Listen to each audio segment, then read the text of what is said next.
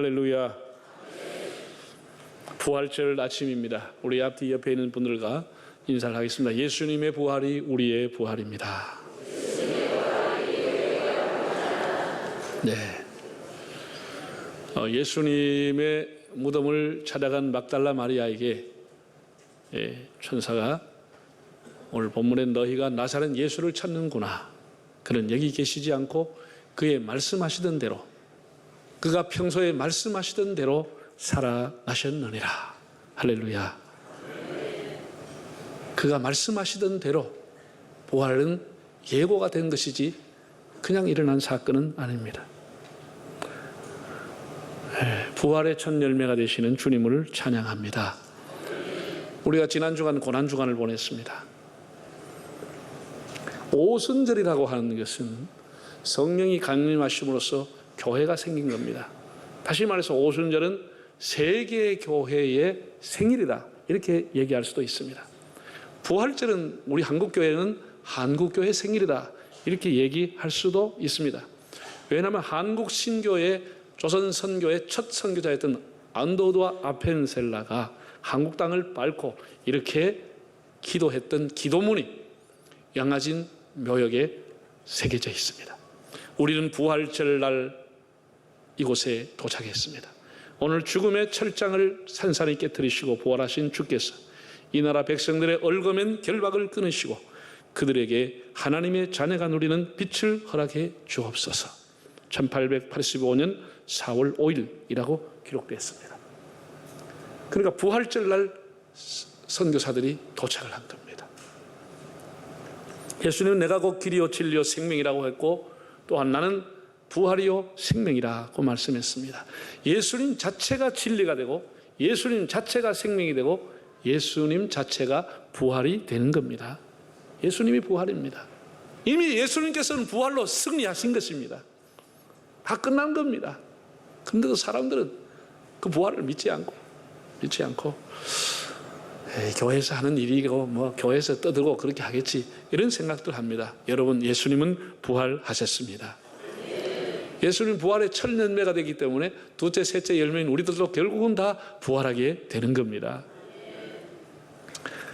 이게 자연 만물이라든지 구약에 나오는 내용들 이렇게 보면 다 그림자로서 예수님이 부활을 암시하고 있습니다. 제가 한번 기회가 되면 말씀을 드리지만 여러분, 이 자연 만물 보세요. 봄이 되면 죽은 가지에서 다시 살아납니다. 그 조그만 애벌레에서 완전히 새로운 개체인 잠자리가 날아납니다. 애벌레에서 나비가 날아갑니다. 매미가 날아갑니다. 완전히 부활의 몸은 새로운 겁니다. 이런 모든 것이 부활을 암시하고 있습니다. 자연 만물. 요셉이 감옥에서 아무도 건져줄 수 없는 죽음의 자리에서 일어나서 그의 인생이 다시 회복이 되는 겁니다. 다니엘이 사자굴에서 죽음에서 건져받는다. 이거 다 때가 되면 주님의 부활을 암시하게 되는 겁니다. 안타깝게도 예수님의 제자들은 예수님이 부활했지만 예수님이 가장 측근인 제자들은 믿지 않았습니다. 예수님이 평소에 그런 말씀했지만 다 귀 밖에 들었습니다. 에이, 그런 일이 일어났겠냐, 뭐 하다 보니까 저런 이상한 소리를 했겠지, 그런 일은 없을 거야, 이렇게 생각하고 예수님이 하신 말씀을 기억을 안 했습니다. 그때 그 말씀을 이해하지 못했다면 여인들이 와서 예수님이 살아났습니다, 예수님이 말씀대로 부활했습니다 하면 정말 말씀대로 살아났구나라고 해야 될 건데 그 말씀을 했는 것조차도 기억하지 못했다고 하는 겁니다. 자, 누가복음 18장에 나온 내용을 한번 읽어보실까요? 예수께서 12 제자를 데리시고 이르시되 보라, 우리가 예루살렘으로 올라가노니 선지자들을 통하여 기록된 모든 것이 인자에게 응하리라. 인자가 이방인들에게 넘겨져 희롱을 당하고 능욕을 당하고 침뱉음을 당하겠으며 그들은 채찍질하고 그를 죽일 것이나 그는 3일 만에 살아나리라 하시되 제자들이 이것을 하나도 깨닫지 못하였으니 그 말씀이 감치였으므로 그들이 그 이르신 바를 알지 못하였더라. 그때는 깨닫지 못했어. 3일 만에 살아난다는 게 도대체 무슨 말인지 몰랐어요. 그러면 막달라 마리아와 여인들이 와서 문을 두드리고 예수님이 살아났다고 하면 그는 그때서야 어이쿠 정말 그 말씀대로 살아났네 라고 해야 될 건데도 이 말씀을 기억하지 못하고 믿으려고 하지 않았다는 것. 왜? 그만큼 죽은 사람이 살아난다고 하는 것은 불가능한 것이라고 생각했기 때문입니다. 부활하신 예수님은 천사를 통해서 이렇게 말했습니다. 갈릴리에서 만나자. 나의 제자들을 찾아가서 갈릴리에서 만나자고 하여라. 제가 한 주간 동안 이 말씀을 묵상해 보았습니다. 여러분, 지금 제자들은 예루살렘에 있습니다. 예루살렘에 숨어 있습니다. 예수님도 예루살렘 성 밖에서 돌아가셔서 그 무덤에 장사 지냈습니다. 넓은 의미에서 예수님도 예루살렘에 계십니다. 제자들도 예루살렘에, 예수님도 예루살렘에 계시는데 예루살렘에서 만나자고 하지 않고, 예수님은 빌라도의 뜰에서 만나자고 하지 않고 갈릴리에서 만나자, 이렇게 말씀했습니다. 갈릴리에서 만나자. 그럼 어떤 장소인지 예수님은, 제자들은 다 알고 있는 겁니다. 알고 있는 겁니다. 예수님은 왜 갈릴리에서 만나자고 했을까요? 왜 예루살렘이 아닐까요? 정치와 종교의 중심지는 예루살렘입니다. 거기는 왕궁이 있고 성전이 있는 곳이었습니다. 그러나 위선과 사기와 배신과 불의와 거짓이 판을 치고 인간성이 파괴되는 곳은 수도 예루살렘이었습니다. 서로를 따지고 서로를 그냥 짓밟고 서로 높아지려고 하고 끊임없는 경쟁을 하고 있는 수도 예루살렘. 정치인의 음흉한 계계와 속임수, 종교인들의 음모가 판을 치는 인간의 순수성이 없고 인간성이 파괴되는 예루살렘이 아니라, 하나님을 두려워하는 신심이 없는 예루살렘이 아니라 갈릴리에서 만나자, 그렇게 말씀을 했습니다. 정말 예수님이 갈릴리로 가셨으니 다행이지, 예루살렘에 갔으면 어떤 일이 일어나겠습니까? 빌라도와 헤롯이 어떻게 되겠습니까? 살아날 수 있겠습니까? 군중에 의해서. 예수님을 십자가에 못 박이도록 고문 채찍을 하도록 내버려 두었던 가야바 대제사장이 어떻게 되겠습니까? 예수님은 보복이나 복수를 위해서 부활하신 것이 아닙니다. 세상적인 승리나 어떤 쾌감을 얻기 위해서, 통쾌함 때문에 부활하신 것이 아닙니다. 예수님이 이 세상에 오실 때나 이 세상에서 말씀을 전하실 때나 십자가에 돌아가실 때나 부활하실 때 오직 한 가지, 죄로 인해 죽어가는 인생을 구원하시기 위해서 오신 것이지 보복하러 오신 것이 아닙니다. 죄로 죽을 자를 구원하고 죄라고 하는 동굴에 갇혀있는 인생을 건져내시고 죽음이라고 하는 돌무덤 속에 꽁꽁 묻혀있는 인생을 건지러 오신 것이지, 예수님은 보복하기 위해서 오신 것이 아닙니다. 여러분들이, 우리 예수 믿는 사람들이 우리 삶의 자리에서 참 고생해서 어렵게 힘들게 전화 위복이 되더라도 보복이나 복수라고 하는 것은 주님의 뜻이 아님을 알아야 합니다. 예수님이 보복을 했다고 하면 예루살렘으로 가자고 했을 겁니다. 예수님의 주무대가 어디였느냐? 예수님 예루살렘이 아닙니다. 예루살렘이 1년에 한 번 유월절 지키기 위해 올라갔습니다. 예수님이 나사렛에서 자라면서 거의 공생에 활동하고 사생애까지 생활했던 곳은 전부 다 북방, 북쪽 갈릴리 지역이었습니다. 갈릴리 해변을 중심으로 한 것입니다. 제가 휴가를 얻어서 안식년에 한 보름 정도 갈릴리에만 있었습니다. 갈릴리에 성경책을 들고 예수님이 계셨던 곳을 다 다녀봤는데 거의가 500여 행한 것도 큰 기념비가 있습니다. 나인성 청년을 살렸던 거기도 기념 예배당이 있습니다. 귀신을 쫓아버렸던 거기도 기념 예배당이 있고, 12의 혈중으로 알았던 여인도 갈릴리 해변 바로 옆에 있습니다. 다 거기에 기념 예배당들이나 세워져 있어. 전부가 예수님의 사역의 거의 대부분이 갈릴리에서 이루어졌습니다. 갈릴리로 가자. 이것은 처음으로 돌아가라고 하는 뜻을 갖고 있어요. 처음으로 돌아가라. 여러분, 11명의 제자가 다 북쪽 갈릴리 사람들입니다. 가룟 유다만 남쪽 가리오 사람입니다. 그러니까 주석학자들 중에서는 일부는 왜 가룟 유다가 그런 음모를 꾸몄느냐, 11명의 제자들로부터 소외를 당했다는 거예요. 말씨 사투리도 안 맞죠. 다 북쪽 갈릴리 사투리를 쓰고 있는데 자기만 남쪽 사람이니까, 자기 혼자만 남쪽 사람이니까 대화할 사람이 없고 소통할 사람이 없고 외롭과 고독 속에서 음모를 꾸몄을 것이다, 이렇게 추측하는 사람들이 많습니다. 상당히 인간적으로 이해가 되는 부분이죠. 혼자만 남쪽 사람이었어요. 다 북쪽 갈릴리 사람이었습니다. 예수님께서 베드로와 안드레 형제를, 그리고 야고보와 요한 형제 다 갈릴리 바다에서 그물 잡고 있다가 예수님 만난 겁니다. 마태라고 하는 사람은 갈릴리에 있는 가버나움 세관에서 예수님을 만났습니다. 도마, 바돌로메, 그 외에 거의 모든 제자들이 다 갈릴리에서 예수님을 만나서 부름을 받게 되는 겁니다. 그들은 예수님을 만나서 배와 그물을 버리고 생업을 버리고 심지어는 가족을 뒤로 한 채 망설이지 않고 주님을 따랐습니다. 첫 사랑, 첫 순종, 첫 열심, 첫 감격, 그것이 갈릴리에서 일어났습니다.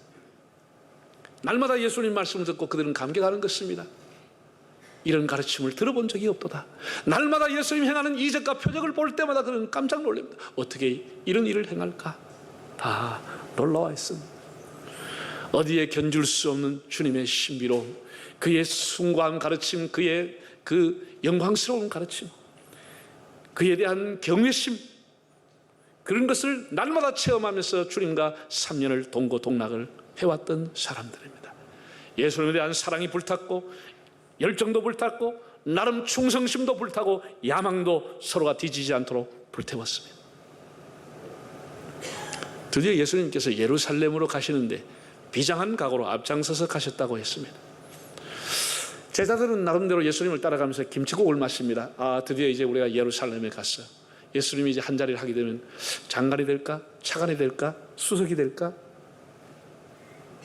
예수님과 누릴 영화, 예수님과 누릴 권세, 이전에 3년 동안 모든 것을 잃고 버리고 떠났던 것을 상쇄하고도 남을 만큼의 대단한 예수님의 권세, 이 기대에 그들은 잔뜩 부풀러 있었습니다.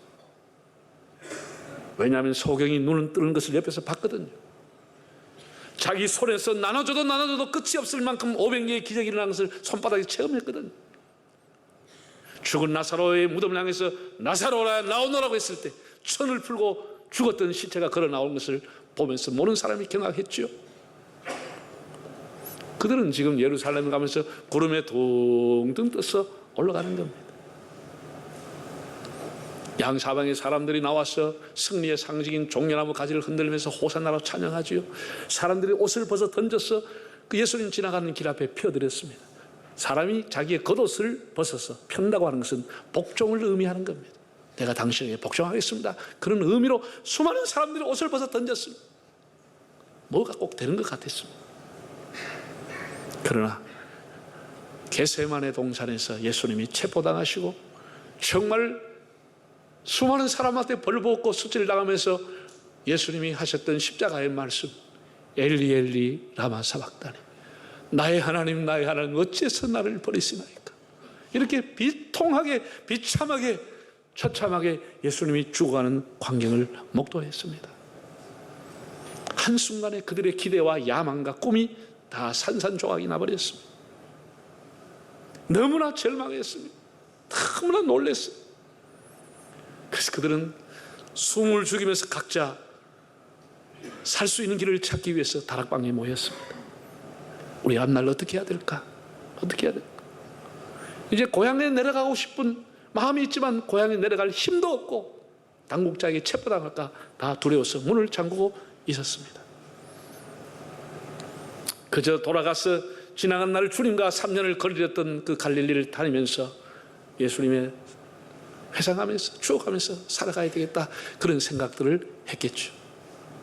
그런데 예수님이 하셨던 말씀은 갈릴리에서 만나자, 갈릴리에서 만나자는 것이죠. 무슨 뜻이죠? 절망하지 말고 다시 일어나라는 것입니다. 다시 나와 함께 다시 복음을 들고 다시 뜨거운 가슴으로 다시 뜨거운 열정으로 나와 함께 주님의 일을 하자. 다시 처음 사랑으로 첫 열심으로 돌아가라. 처음에 순수했던 그 마음으로 돌아가라고 하는 주님의 말씀이었습니다. 갈릴리에서 나를 처음 만났던 그날로 돌아가라는 것입니다. 레오나르도 다빈치는 50대의 인생의 최고의 위기가 오는데 그것은 바로 권태라고 했습니다. 어느 정도 인생의 고비를 넘긴 사람들이 권태라고 한 늪에 빠지게 된다는 겁니다. 늘 다람쥐 쳇바퀴 돌아가는 그걸 보면서 소위 말해서 매너리즘이 빠진다는 거예요. 예배를 들어도 감격이 없고 설교 들어도 마음에 감격이 없는 겁니다. 뭐 사회가 직장생활, 가정생활 뭐 별로 열정도 없고 감격도 없고 그날이 그날로 살아가는 이 권태라고 하는 것이 인생을 침몰시킨다는 거예요. 여러분, 오늘 우리 부활의 아침을 맞이했습니다. 여러분들이 갈릴리를 잃고 있지는 않는지요? 여러분에게 갈릴리는 어떤 곳입니까? 우리가 다시 갈릴리로, 다시 순수함으로, 다시 우리의 초심으로 이 부활절 아침을 통해서 돌아갈 수 있기를 바랍니다. 예수님을 믿고 거듭나고 직분을 받고 하나님 앞에 울면서 진리를 깨우쳐서 충성하겠다고 결심했고 우리의 뜨거운 심장을 드리겠다고 하던 그 마음, 그 갈릴리로 돌아갈 수 있기를 바랍니다. 두 번째, 예수님은 이 갈릴리로 가라고 하는 의미는 예수님의 모든 말씀과 모든 이적은 이제 부활의 빛 아래에서 재해석하라, 재조명하라, 그런 의미라고 봅니다. 예수님은 3년 동안 말씀 사역과 치유 사역을 공생의 대부분을 갈릴리를 주무대로 했습니다. 나사렛에서 자라셨고 어린 시절 공생에 다 그 지역에서 보냈습니다. 갈릴리 바다 근처에서 예수님은 사역을 했습니다. 다시 말해서 이제 제자들이 예수님이 다니셨던 갈릴리 지역을 다닐 때마다 예수님의 말씀과 예수님의 이적을 부활의 빛 아래에서 다시 생각해 보아라. 단순한 말씀이 아니고 단순한 표적과 이적이 아니라 부활의 빛 아래에서 다시 그 내용을 재해석하라는 의미인 겁니다. 예수님의 그 많은 말씀과 그 사건, 그 치유, 개인의 수양이나 개인의 어떤 질병의 치료나 도덕적인 함량을 위해서 주신 말씀이 아니고 부활 생명, 부활 소망을 전제로 하는 말씀이라고 하는 사실입니다. 여러분, 우리가 지금 성경을 읽을 때도 우리가 이제 구약에 나오든 신약에 나오든 모든 성경은 부활의 빛 아래에서 볼 수 있어야 하는 겁니다. 그것을 듣고 믿고 깨닫고 부활의 빛 아래에서 가르칠 수 있어야 성경을 보게 되는 것입니다. 죽음 너머에 있는 부활이라고 하는 것이 그리스도인의 궁극적인 비전이요 목표인 것입니다. 부활의 빛 아래에서 보라는 것입니다. 마지막 세 번째는 사명이 있는 곳에서 만나자는 의미일 것입니다. 예수님을 따라다니면서 1년, 2년, 3년을 지나면서 처음에는 예수님의 그 지혜에 제자들이 놀랐습니다. 어떤 사람도 그런 가르침을 한 적이 없습니다. 예수님의 이적과 표적 행할 때마다 그들은 경악하며 놀랐습니다. 그러나 시간이 가면서 사람이 어떻게 되죠? 그 설교가 되는 것이고 이제는 기적이 일상이 되어버리고 감동이 없어지는 겁니다. 더구나 예수님이 십자가에서 비참하게 돌아가신 이후에는 오히려 절망과 한숨과 한탄과 후회만 찾아왔습니다. 잃어버린 3년 누가 보상해 줄 거냐?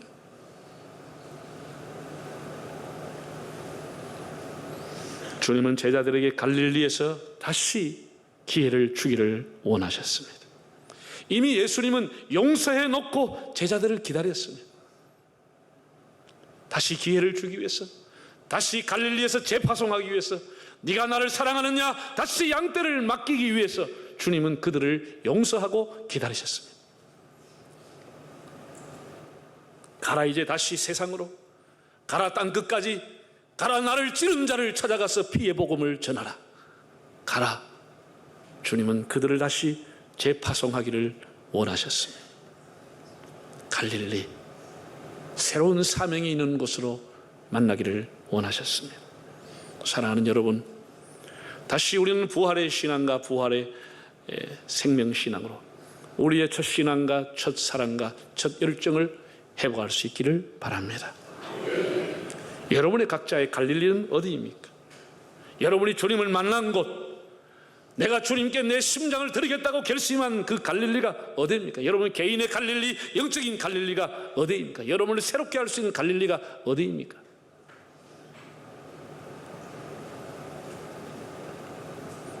여러분, 우리 백양로 교회가 여러분들에게 갈릴리가 될 수 있기를 바랍니다. 주님의 음성을 듣고 새롭게 출발하고 새로운 사명을 받는 것, 새로운 열정을 회복할 수 있는 것. 저는 저 개인의 갈릴리가 있습니다. 저는 20대 초반에 하나님 앞에 많은 날을 기도하면서 하나님의 종이 되겠다고 제가 서원을 하고 하나님 앞에 내 청춘과 내 삶을 드리겠다고 헌신한 내 개인의 갈릴리가 있습니다. 그게 기도원입니다. 기도원. 그 해로부터 제가 한 목회 10년 동안 해마다 그 기도원을 찾아갔습니다. 인생에 중요한 일이 있을 때마다 가서 하나님 앞에 그때 그 심장을 가지고 기도하면 내 가슴이 다시 불이 붙는 거예요. 불이 붙는 거예요. 20대 불이 다시 붙어지는 거예요. 당연히 내가 진주에서 부산 백양으로 올 때도 그 기도원을 찾아갔어. 저는 금식을 했습니다. 제가 부총장을 출마하기 전에도 작년에도 그 기도원을 찾아갔어. 하나님 앞에 엎드렸습니다. 다시 내 가슴에 불을 얹고 내 인생의 동력을 회복시켜줄 수 있는 내 인생의 갈릴리. 지금 그 기도원은 완전히 쇠락하고 사람들이 별로 찾아오지 않고 건물만 덩그러 있지만 제게는 너무나 귀중한 곳입니다. 또 한 군데는 양아진 외국인 선교사들의 무덤입니다. 그것은 항상 내 인생을 새롭게 하는 것. 그렇게 묻혀져 있는 120년, 130년에 묻혀있는 선교사들의 무덤을 보면서 나는 무엇하러 하나님의 종이 되었는가를 생각하게 됩니다. 거기면 캐나다에서 왔던 23살 간호사로 왔던 캔드릭이라고 하는 여성의 무덤에 묘비는 이렇게 적혀져 있습니다. 나에게 1000개의 생명을 주신다 하면 그 1000개의 생명을 조선을 위해 바치겠습니다 라고 적혀져 있습니다. 조선이 어떤 나라인지 알지 못하고 뜨겁게 복음을 전하기 위해 왔던 캔드릭, 그는 온 지 석 달 만에 전염병으로 죽었습니다. 그 외에도 수많은 선교사들, 그 수많은 선교사들의 자녀들, 이름 없이 죽은 그 자녀들, 그들이 왜 거기에 죽었고 왜 묻혔습니까? 그 묘비를 하나하나 읽어보면서 그들이 왜 왔던가를 묵상해 보면 다시 가슴에 불이 붙게 되는 것입니다. 여러분의 개인의 갈릴리는 어디에 있습니까?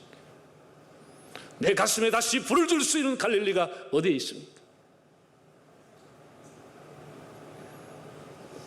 통나무라고 하는 것은 아름들이 그렇게 큰 덩치가 큰 통나무라 할지라도 통나무는 강에 띄우면 강물을 따라 흘러가는 것이 통나무입니다. 그러나 아무리 작은 물고기 피라미라 할지라도 살아있는 피라미는 강물을 따라 흐르지 않고 강을 거슬러서 올라갈 수 있는 힘을 갖고 있는 것입니다. 우리 예수 믿는 사람은 세상의 시류에 세상이 다 그러니까 그렇게 살아서는 안 되는 것입니다. 부활의 신앙, 생명의 신앙을 가지고 살아가는 우리는 세상을 거스리면서 하나님을 향해 올라가야 되는 것입니다. 그것이 우리의 신앙입니다. 살아있는 신앙입니다. 지금 우리 사회는 경제도 침체하고 정치도 서로를 인정하지 않을 만큼 정치는 파탄이 나 있습니다. 사람은 모두가 다 지 잘난 맛에 지 말을 하고 살아가고 남의 얘기 듣지 않은 시대가 되었습니다. 우리 모든 그리스도인들이 가는 곳마다 부활의 신앙으로 무장했어 모든 것을 살리는데, 이 땅에 평화를 심는데 헌신할 수 있기를 바랍니다. 바울은 이렇게 말했습니다. 고린도전서 15장에서 만일 그리스도가 다시 살지 않았다면, 만일 그리스도의 부활이 없다고 하면 이 세상에서 가장 불쌍한 자가 되었을 것이다. 우리 예수 믿는 사람의 믿음도 헛것이요, 우리의 소망도 헛것이요, 예수 믿는 사람이 가장 허무한 인생이 될 것이라고 말했습니다. 그러나 그런 일은 없습니다. 예수님은 부활하셨습니다. 부활의 신앙을 가지고 갈릴리의 신앙, 다시 우리의 초심, 다시 하나님 앞에 했던 순수한 마음으로 돌아갔어. 이 땅을 보호할 신앙을 회복하는 데 쓰임받는, 재파송되는 기분으로 살아가는 여러분의 삶이 되시기를 바랍니다.